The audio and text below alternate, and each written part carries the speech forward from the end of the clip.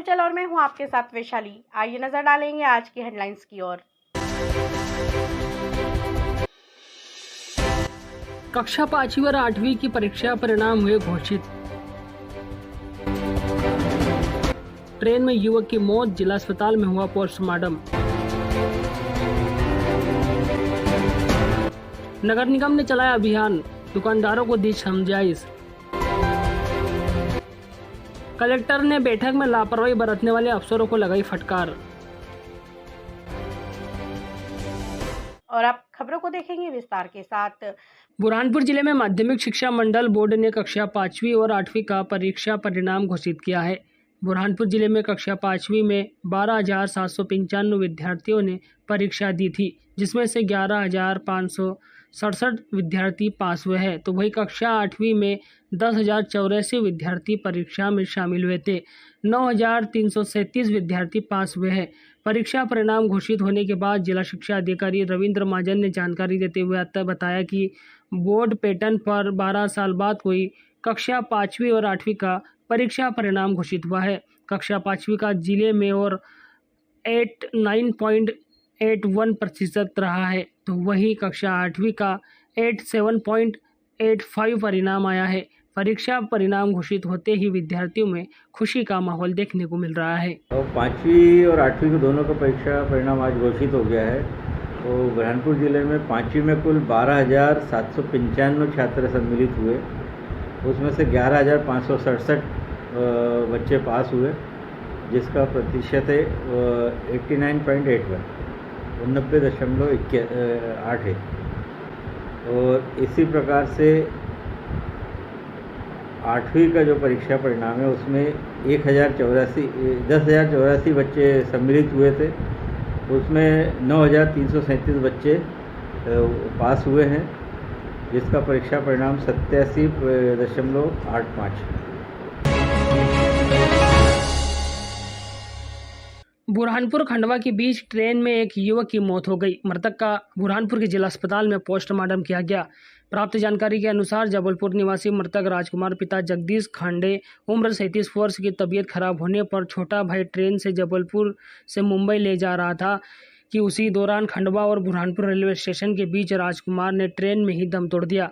मौजूद लोगों ने पुलिस को सूचना दी। पुलिस ने बुरहानपुर के रेलवे स्टेशन पर गाड़ी को रुकवाकर मृतक के शव को उतारा और पोस्टमार्टम के लिए बुरहानपुर के जिला अस्पताल पहुंचाया। मृतक का बुरहानपुर के जिला अस्पताल में पोस्टमार्टम कराकर शव परिजनों को सौंप दिया है। पुलिस ने मर्ग कायम कर जांच शुरू कर दी है। तो रास्ते में जो है उनकी तबीयत बिगड़ गई और जिससे क्या है रेलवे की तरफ से कोई जो है हेल्प हमको नहीं मिल पाया और हमने कोशिश की है उस डिब्बे में। तो बुरहानपुर नहीं खंडवा के आसपास उनकी डेथ हो गई, तो हमने फिर यहीं उनको उतार दी। तो यहाँ पोस्टमार्टम के लिए लाए बुरहानपुर जिला अस्पताल। बुरहानपुर नगर निगम द्वारा स्वच्छ भारत अभियान के तहत शहर में अभियान चलाया जा रहा है। दुकानदारों को अपने आसपास स्वच्छता बनाए रखने का संकल्प दिलाया जा रहा है, जिसको लेकर अब दुकानदार भी जागरूक होकर गंदगी नहीं फैलाने का नगर निगम को आश्वासन दे रहे हैं। इसी के चलते आज सीलमपुरा क्षेत्र में भी 1 दर्जन अफसरों के माध्यम से स्वच्छता अभियान चलाकर दुकानदारों पर पहुँचकर दुकानदारों को स्वच्छता के प्रति जागरूकता का संदेश दिया।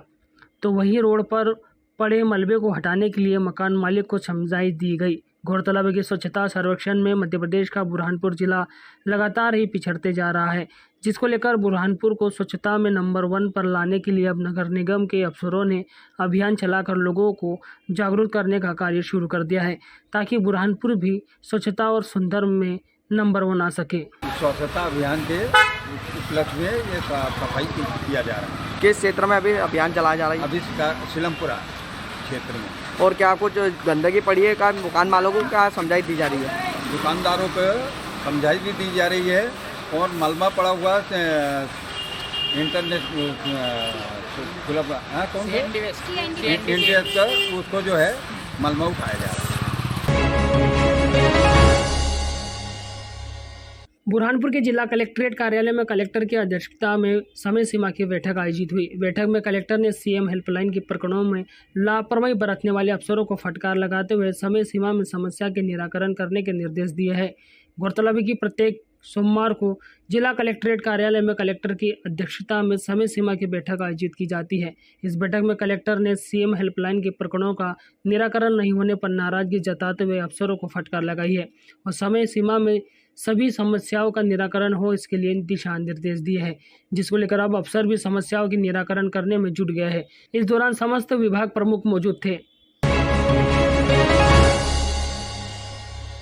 बुरहानपुर के कोतवाली थाना क्षेत्र के मोमिनपुरा में अवैध रूप से गोंद संग्रहण होने की सूचना पर वन विभाग की टीम ने दबिश देकर यहां से सलाई गोंद जब्त किया है। मौके से दस्तावेज नहीं मिलने पर गोंद को जब्त करने की कार्रवाई की गई है। गौरतलब है कि सलाई गोंद की तस्करी करने के मामले में जिले में लगातार ही बढ़ते जा रहे हैं। ऐसे तस्करों पर वन विभाग की टीम द्वारा कार्रवाई भी की जा रही है। सूचना मिलने पर वन विभाग की टीम ने मोमिनपुरा क्षेत्र के एक मकान पर दबिश देकर वहां से बड़ी मात्रा में सलाई गोंद को जब्त किया है। फिलहाल मकान मालिक का कहना है कि मेरे पास गोंद संग्रहण करने का लाइसेंस है, मेरे गोडाउन का काम चल रहा है, इसलिए मैंने मेरे घर में गोंद को संग्रहित कर लिया था। जबकि दूसरी ओर अफसरों का कहना है कि मौके पर किसी प्रकार के दस्तावेज नहीं मिले हैं।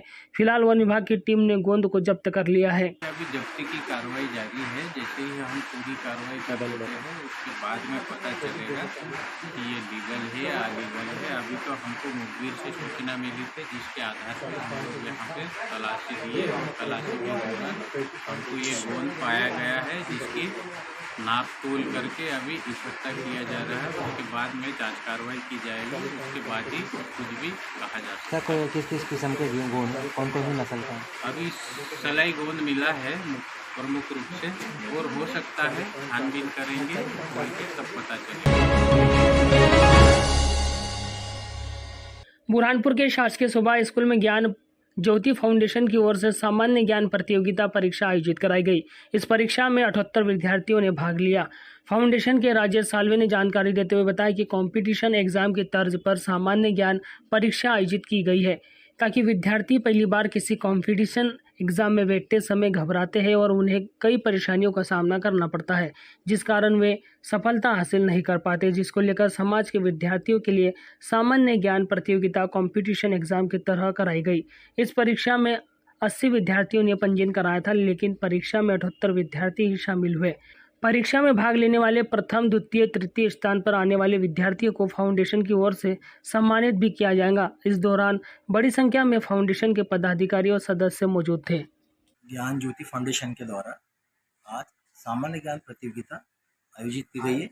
इसका मुख्य उद्देश्य ये है कि छात्रों में परीक्षा कंपटीशन एग्जाम की तैयारी किस प्रकार से की जाती है, और पहली बार जो बच्चे हैं वो कई एग्ज़ाम में जो बैठते हैं बड़े बड़े कंपटीशन में, तो वो घबराए नहीं, उनको प्रैक्टिस होती रहे।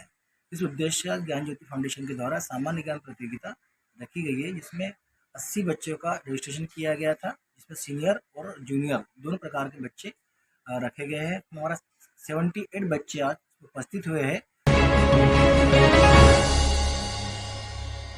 बुरहानपुर के माजनापेट स्थित श्री गणेश महाविद्यालय में विश्व संवाद केंद्र मालवा की ओर से नारद जयंती का कार्यक्रम आयोजित किया गया। कार्यक्रम में मुख्य अतिथियों ने नारद जी के छायाचित्र पर माल्यार्पण कर कार्यक्रम की शुरुआत की। कार्यक्रम को संबोधित करते हुए अतिथियों ने कहा कि पहले के दौर में नारद जी ही पत्रकार के रूप में सूचना का समाज में आदान प्रदान करते थे। आज के युग में पत्रकार समाज में कई काम को कर रहे हैं। गौरतलब है कि विश्व संवाद केंद्र मालवा की ओर से ये प्रतिवर्ष अनुसार इस वर्ष भी नारद जयंती का कार्यक्रम आयोजित किया गया। इस कार्यक्रम में बड़ी संख्या में जिले के पत्रकार शामिल हुए।